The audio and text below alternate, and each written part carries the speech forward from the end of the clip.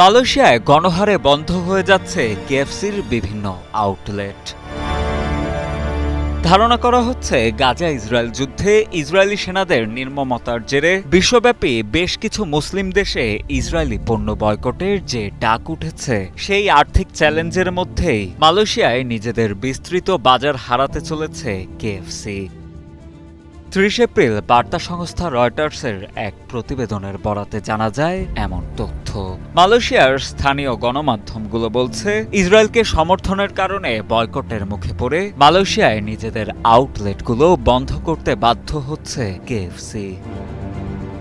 জানা যায়, মালয়েশিয়ায় কেএফসি এবং পিৎজা হাটের কার্যক্রম পরিচালনা করছে কিউএসআর ব্র্যান্ডস মালয়েশিয়া হোল্ডিংস বারহাত।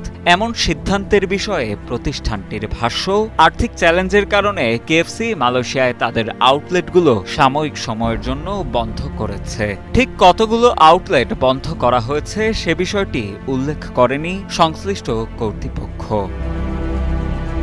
তবে স্থানীয় বেশ কয়েকটি গণমাধ্যমের প্রতিবেদনে বলা হয়েছে, সেখানে সাময়িক সময়ের জন্য শতাধিক আউটলেট বন্ধ করা হয়েছে।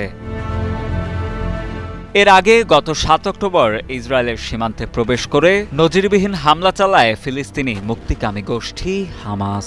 এরপরেই গাজায় পাল্টা অভিযান শুরু করে দখলদার ইসরায়েলি বাহিনী। অভিযানের নামে সেখানে নিরীহ ফিলিস্তিনিদের হত্যা করছে ইসরায়েলি বাহিনী। গাজায় হামাস নিয়ন্ত্রিত স্বাস্থ্য মন্ত্রণালয়ের তথ্য অনুসারে ইসরায়েলি বাহিনীর হামলায় এখনো পর্যন্ত ৩৪,৪৮৮ জন নিহত হয়েছেন। আহত হয়েছেন আরও ৭৭,৬৪৩ জন। গাজায় ইসরায়েলি বাহিনীর বিমান হামলা বন্ধ হওয়ার কোনো লক্ষণই দেখা যাচ্ছে না। প্রতিদিনই নিরীহ ফিলিস্তিনিদের হত্যা করছে ইসরায়েল। উল্লেখ্য, দক্ষিণ পূর্ব এশিয়ার একটি সংখ্যাগরিষ্ঠ মুসলিম দেশ মালয়েশিয়া শুরু থেকেই ফিলিস্তিনিদের প্রতি পূর্ণ সমর্থন দিয়ে যাচ্ছে দেশটি। অন্যান্য মুসলিম দেশগুলোর মতোই মালয়েশিয়াতেও বয়কটের মুখে পড়েছে বিভিন্ন পশ্চিমা প্রতিষ্ঠান।